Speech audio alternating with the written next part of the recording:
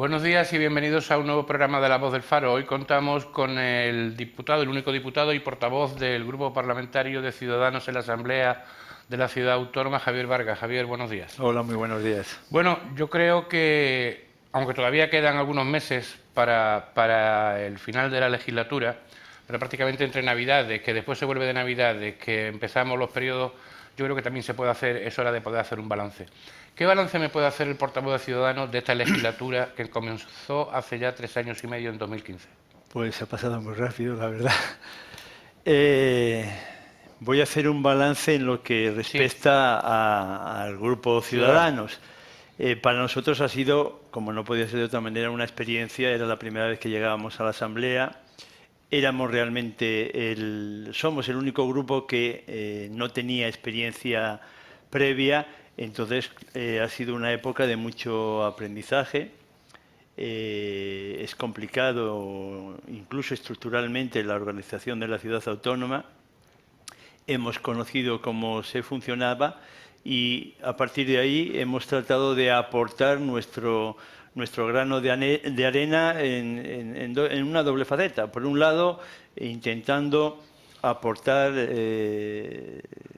iniciativas que pudiesen beneficiar a la ciudadanía. Hemos intentado llegar, de hecho lo hemos hecho, a llegar a acuerdos puntuales con el Partido Popular en el Gobierno y por otra parte, pues la otra faceta, la de fiscalizar la apropiación del Gobierno, criticar, denunciar, bueno, intentar... Usted me habla ahora mismo que habían intentado llegar a acuerdos puntuales con el equipo de Gobierno en estos 3 años y medio. De esos acuerdos a los que han podido llegar, ¿el que más satisfecho pueden estar del tema de la gratuidad de los libros?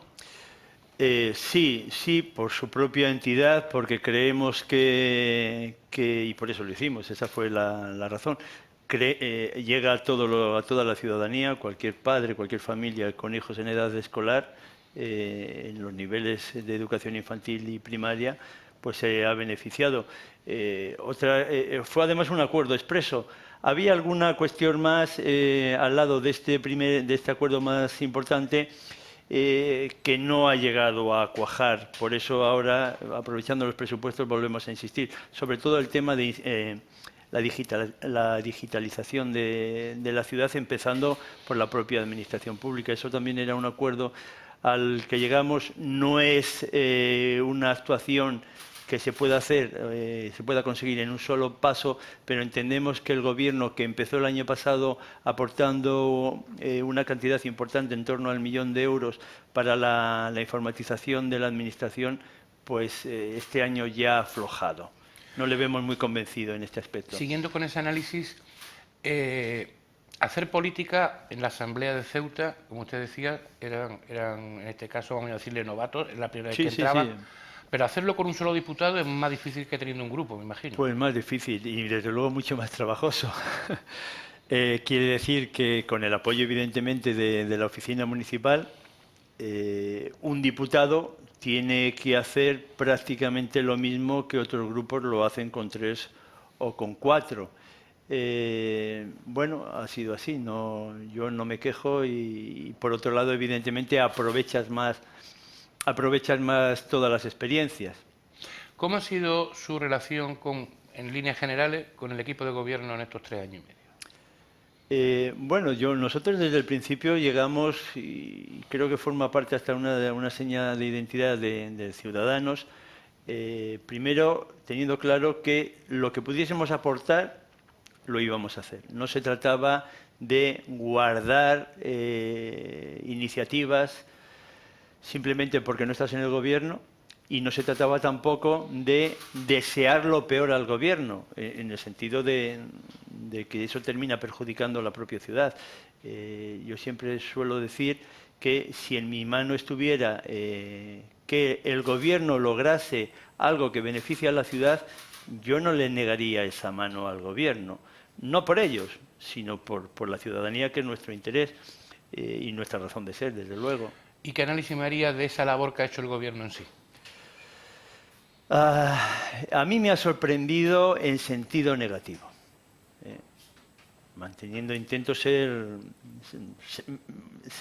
digamos, en esa sensatez en la que hemos procurado estar. Un gobierno, porque es el mismo gobierno, fundamentalmente, encarnado en el presidente, en el señor Vivas, que lleva 18 años, 20 años de experiencia, que incluso a nosotros cuando nos presentamos una de las cosas que se nos achacaba era que no teníamos experiencia. Yo me he quedado que para un gobierno de 20 años es un gobierno con muchísima descoordinación, con meteduras de pata, casi de novato, y con falta de capacidad de trabajo. Esa es la valoración que yo hago del gobierno. Bien, porque en concreto hemos hablado de la labor con el gobierno, pero desde la oposición a ustedes muchas veces se les ha achacado por parte de algún grupo Sí. de ser un apéndice del gobierno.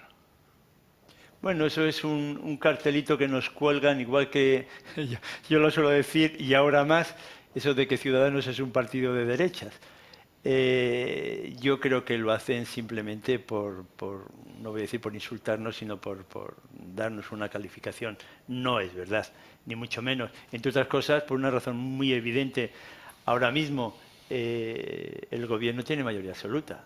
No ha necesitado ni necesita para nada, ni siquiera el único... ¿A ustedes en estos 3 años y medio realmente ha habido alguna vez algún contacto para ofrecerles entrar en el gobierno? Vamos a ver, nosotros hemos tenido contactos con el gobierno a iniciativa de ellos, del Partido Popular, y como creo que tienen habitualmente con el resto de grupos. En estas conversaciones sí que hubo un momento en que se barajó por su parte esa posibilidad que nosotros rechazamos. ¿Pero por qué lo rechazaron? O sea, vamos a ver, si tenían mayoría absoluta, ¿por qué se la ofrecieron? ¿Por qué entendían ustedes que se lo ofrecían?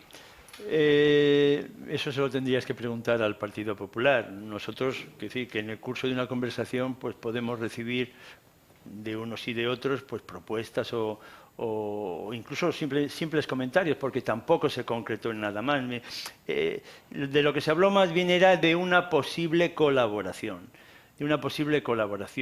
Y en ese sentido, pues ya digo que desde Ciudadanos, a lo único que llegamos era a aportar una serie de iniciativas que nos parecían interesantes, que era el momento de concretarlas ya, que se podían conseguir, como esta de los libros de textos gratuitos, y no ha llegado a más. ¿Y por qué rechazaron? ¿Entendían que no tenían que tener una colaboración y entrar en el gobierno?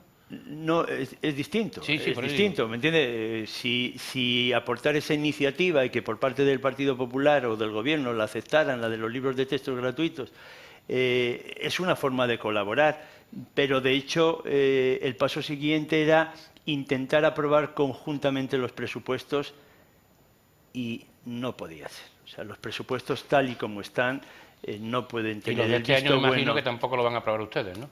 En el sentido de que siguen la misma línea.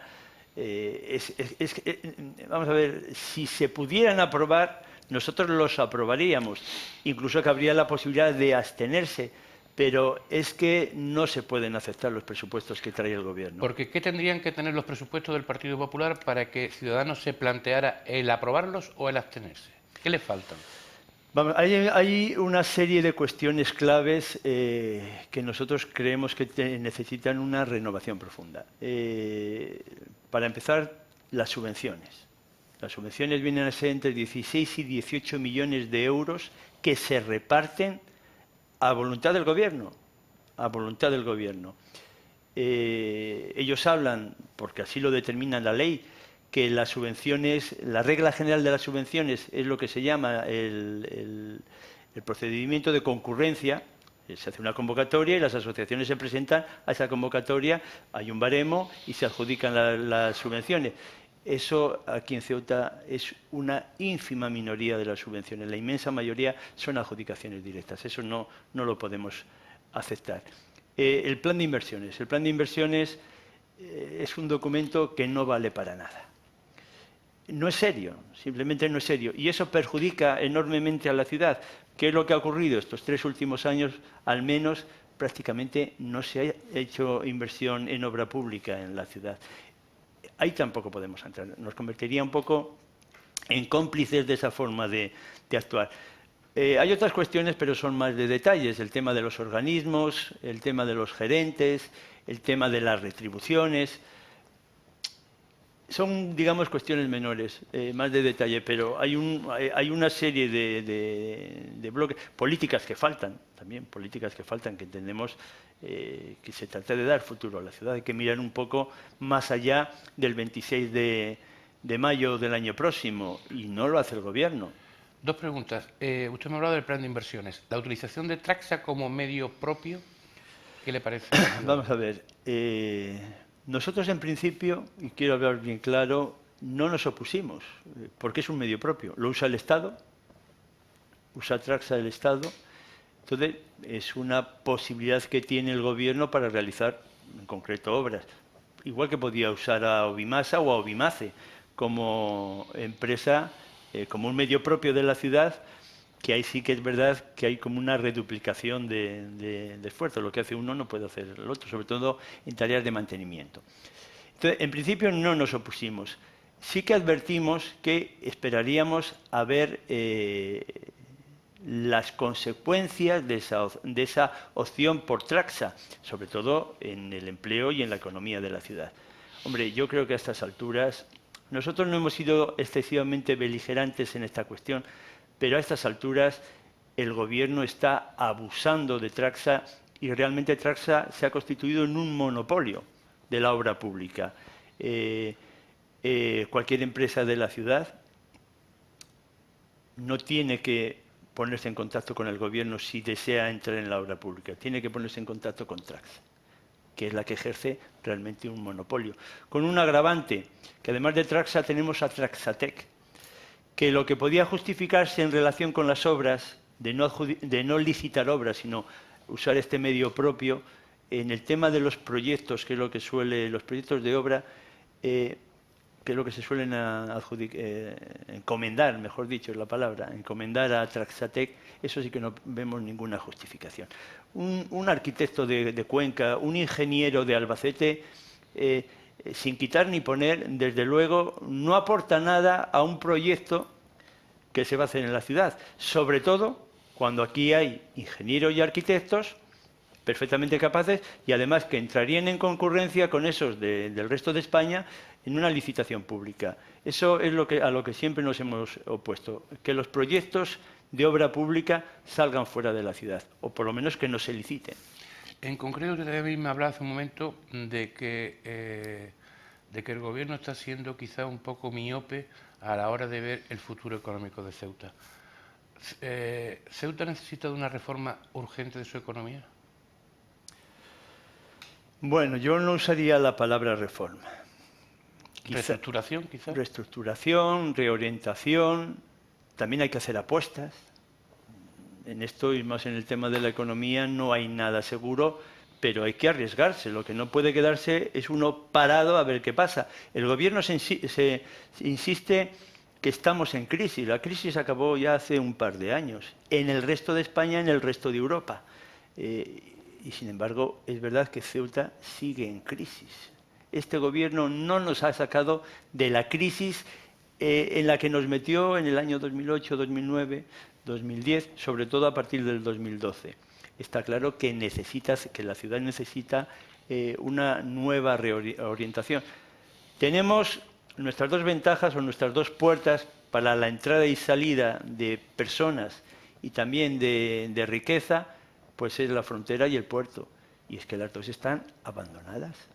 Una corresponde más a delegación de gobierno o al gobierno de la nación, la frontera, pero es que durante muchos de estos años el gobierno de la nación ha sido el mismo o del mismo color que el gobierno de la ciudad, y no se ha notado nada. Al contrario, han sido, yo creo, los peores años en los que la situación de la frontera ha sido catastrófica y ha ido degenerando progresivamente.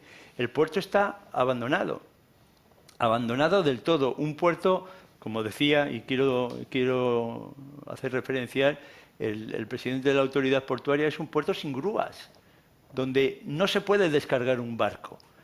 El estrecho ahora mismo sí que es verdad que la bonificación que han conseguido para nosotros los canarios, el incremento de la bonificación, el abaratamiento en definitiva del billete de barco, pues por lo menos en determinados aspectos suaviza la situación anterior en la que estábamos. Pero no se trata de que podamos irnos o puedan venir, se trata de que hay que aprovechar el estrecho como una riqueza, como una fuente de riqueza económica. Y Ceuta no aprovecha el estrecho o lo hace muy limitadamente. ¿Piensa usted que en estos meses de gobierno del PSOE ha mejorado la situación en la frontera? En la frontera no. En la carretera que va a la frontera, evidentemente sí. Era una situación insostenible y además inaceptable. Es que no se puede admitir que una carretera y todas las calles adyacentes se bloqueasen como pasaba, que primero fueron un día a la semana, después eran 3 días a la semana y ha habido veces que eran todos los días de la semana o no importa qué día de la semana. Eso, bueno, lo han solucionado al menos parcialmente, porque es verdad que hay días o hay momentos en los que se colapsa todo, porque el problema no es ni la carretera ni la explanada, el embolsamiento que llaman. La frontera sigue más o menos igual.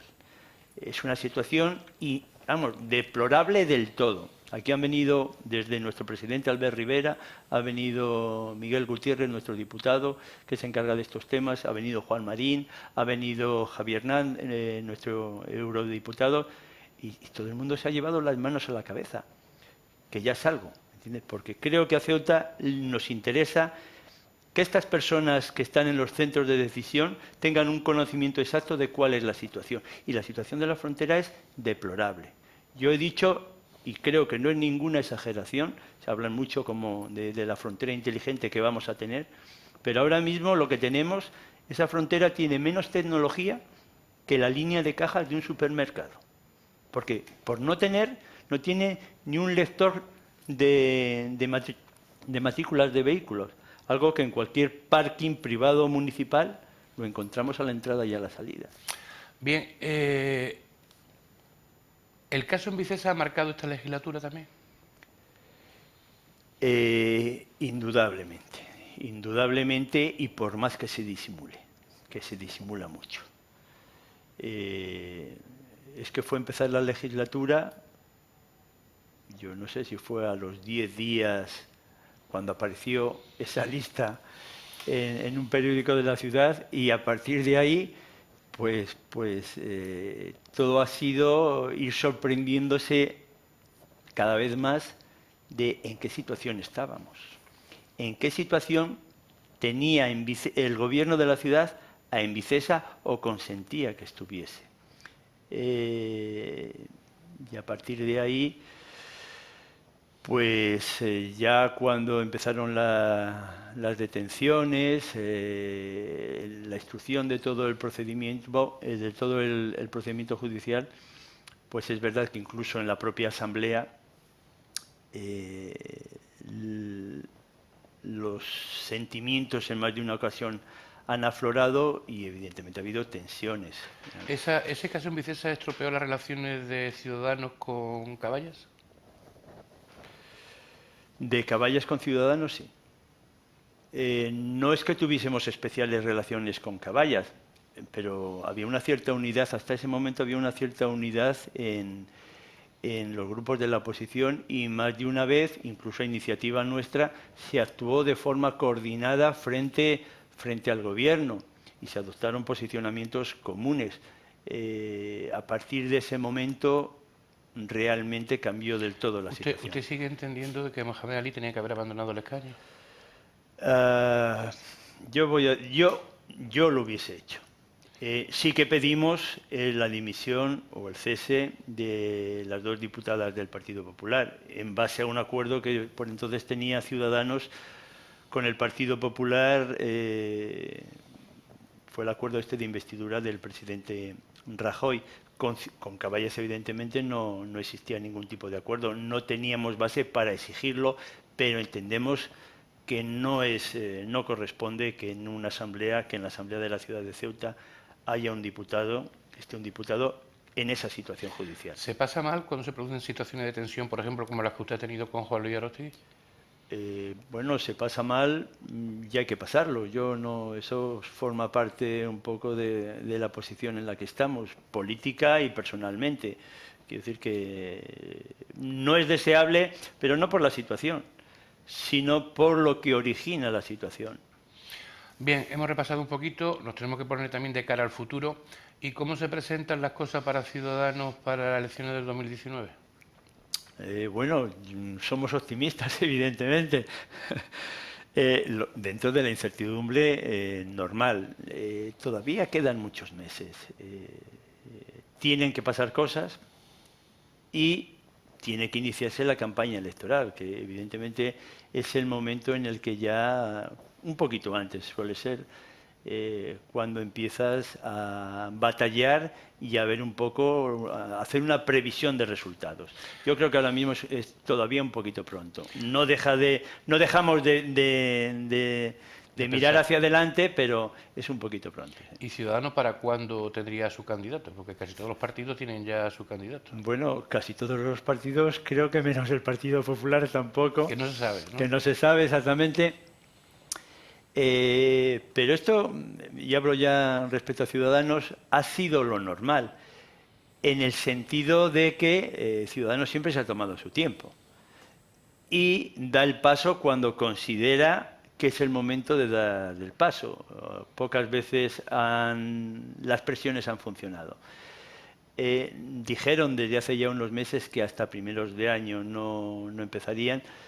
Con el tema de las candidaturas, no solo de la ciudad autónoma de Ceuta, sino del resto de las comunidades y grandes municipios que son, digamos, por lo que se va a batallar en las próximas elecciones. Y hasta entonces tendremos que esperar. Usted sabe que aquí en Ceuta, como todo se adelanta, aquí todo el mundo dice que si el Partido Popular pierde su mayoría absoluta, Ciudadanos le va a aportar sus diputados para gobernar conjuntamente. Sí, eso lo dicen los demás. No sé lo que opina Ciudadanos. Pero usted sabe que se dice. Sí, se dice.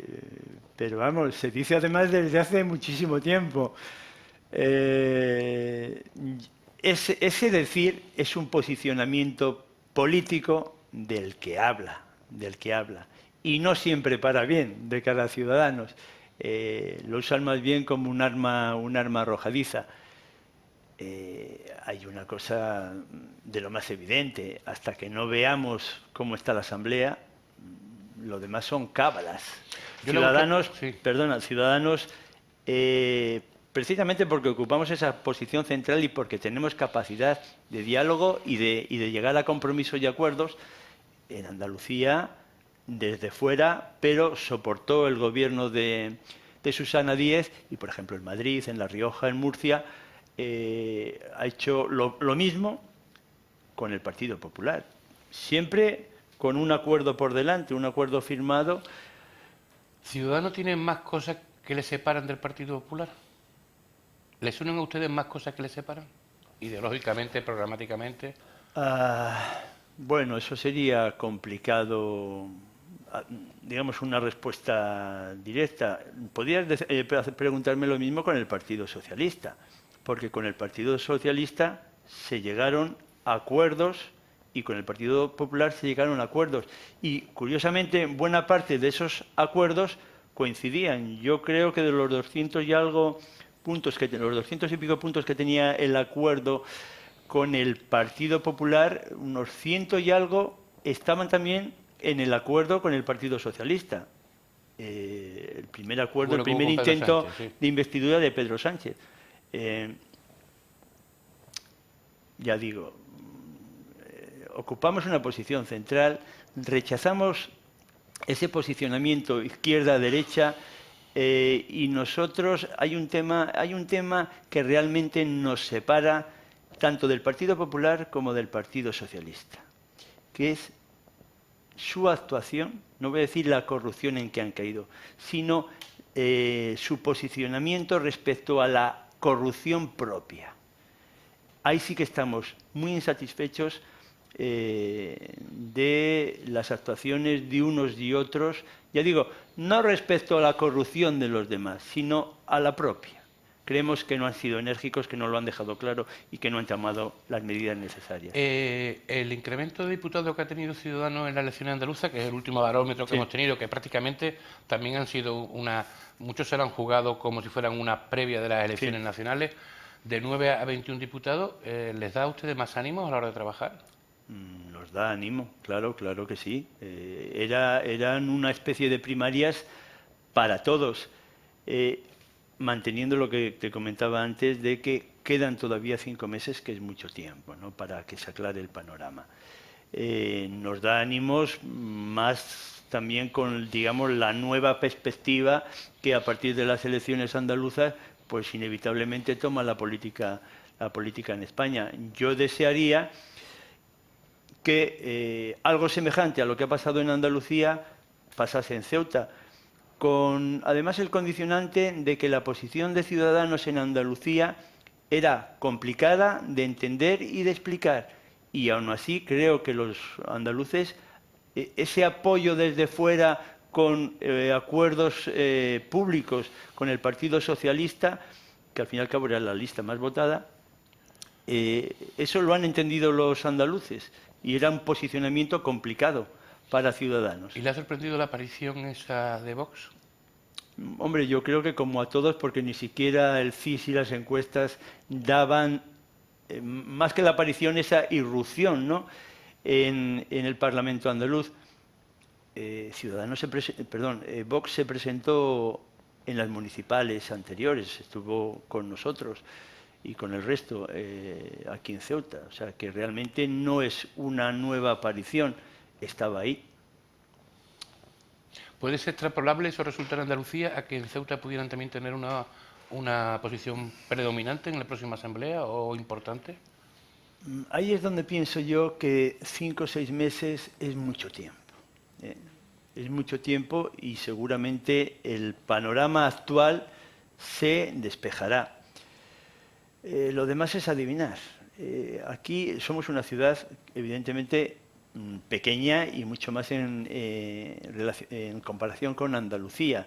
Posiblemente los resultados se pueden incluso extrapolar aquí, pero habría que esperar. Sería muy arriesgado aventurar cualquier situación. Por mi parte, una última pregunta a Javier Vargas. Después de esta experiencia de 4 años, ¿estaría dispuesto a repetir? ¿O se dice lo de siempre, estoy a disposición del partido? Hombre, estoy a disposición del partido porque yo siempre digo lo mismo, lo estuve hace 4 años, después de estos 4 años, que han sido una experiencia para mí positiva, pues sigo dispuesto y además, hombre, con un bagaje mucho mayor que el que tenía en las anteriores elecciones municipales.